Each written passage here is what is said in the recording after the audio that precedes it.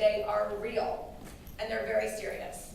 As many as 500,000 women die as a result of childbirth every year.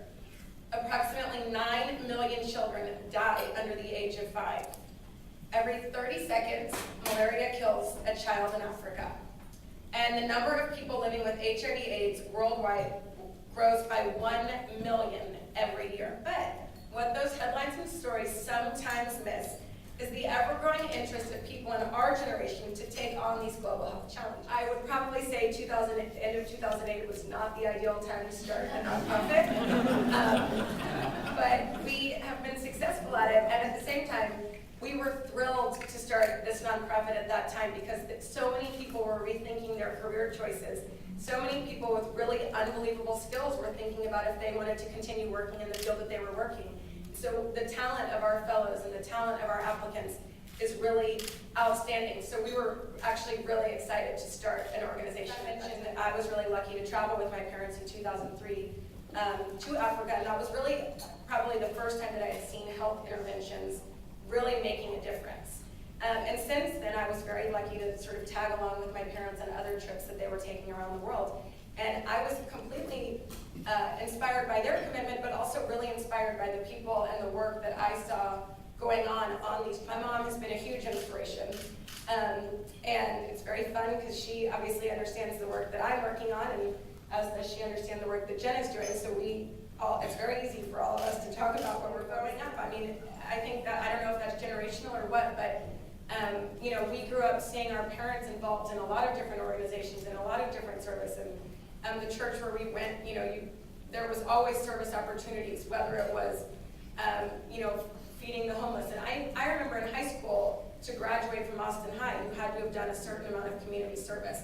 So it was always just there, and it was always something that I never thought about whether or not you did it. You just did it. That's what you were supposed to do. And it was fun, and it was rewarding. And so I don't think there was a moment in which I thought, I'm going to go into service. I think I just always grew up knowing that it was going to be a part of my life, and that was a fact.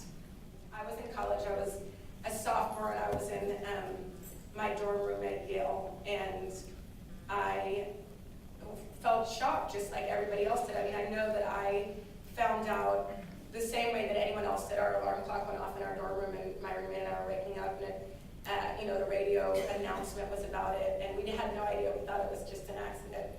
But there, in the dorm room next to us, one of my, as another student at Yale was sobbing, and we didn't know why, and then that's sort of how we figured out what had happened. And I think I felt the same way that everyone else in the country did, totally shocked, and very, very saddened, and,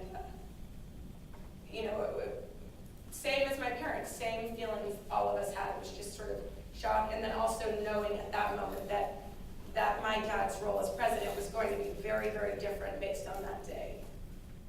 And yes, my grandfather has a very close relationship with President Clinton. They had for a long time, and then they worked together to raise funds after the tsunami. And now our dad is working with President Clinton to raise funds for Haiti. So we're all connected as one family. I think my sister is amazing on the Today Show, and even though I don't have a TV, I've managed to see all of her pieces.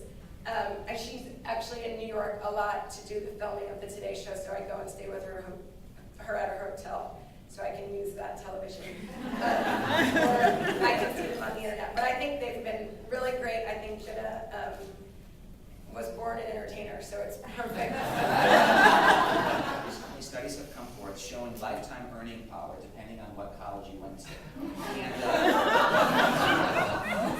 Ivy League schools tend to do better than state schools, although that is in no way an aspersion on the University of Texas. But do you feel that your education path thus far will ensure you of greater career and financial success than your sister? Well, to be honest, my sister